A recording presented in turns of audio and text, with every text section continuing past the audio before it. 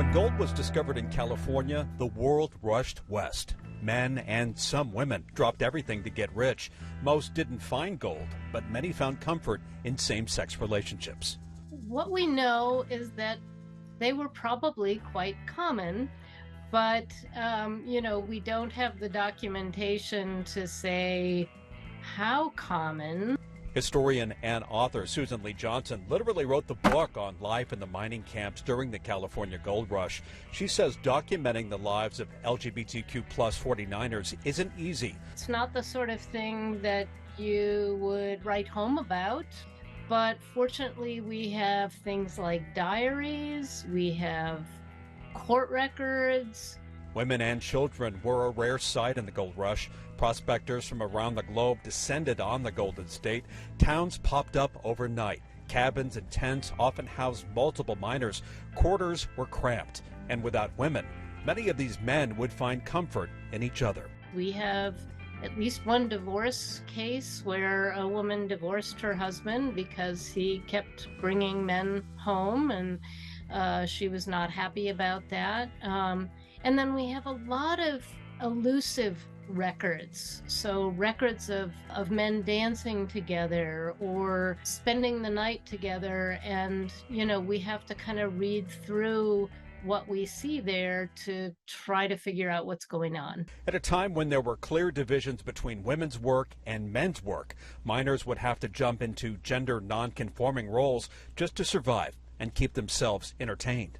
In the dingings, men would, put on parties where they would dance together. Hopefully they, had somebody who had a fiddle, and they would dance together. Some of the men would take on, the female role in the dance, depending on, and him, it might be indicated by something he was wearing, a patch on his pants or something like that. So that was quite common.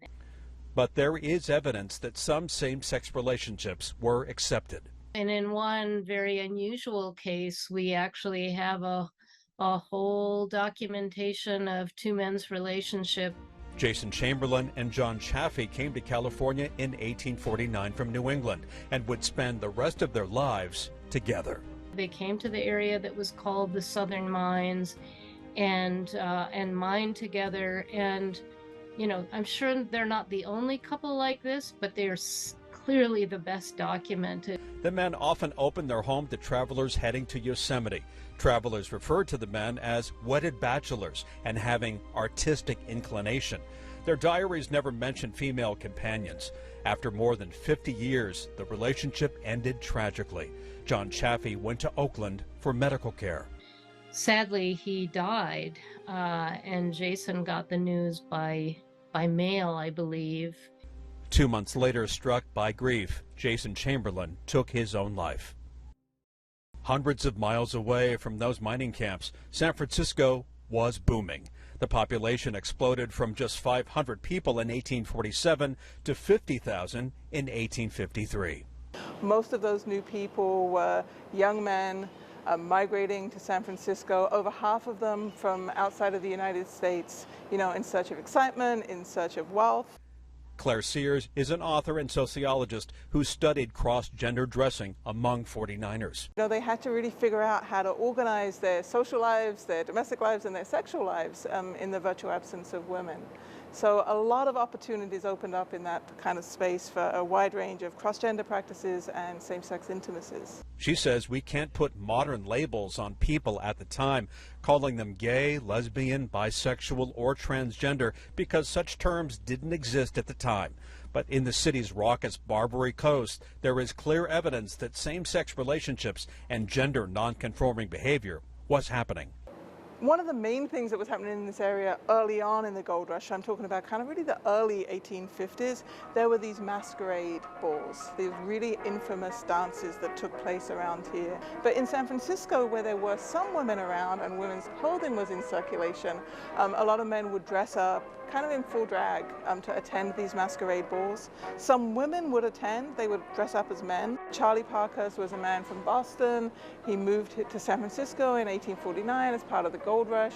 He became a stagecoach driver and died when he was 67 of cancer, and during the autopsy, the coroner announced that he was female.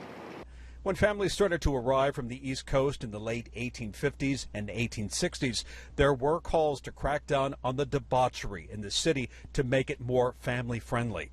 The city's Board of Supervisors passed legislation making it illegal to appear in public in dress not belonging to his or her sex. For many people who made their way west, the gold rush wasn't just an opportunity to find wealth, but to find themselves.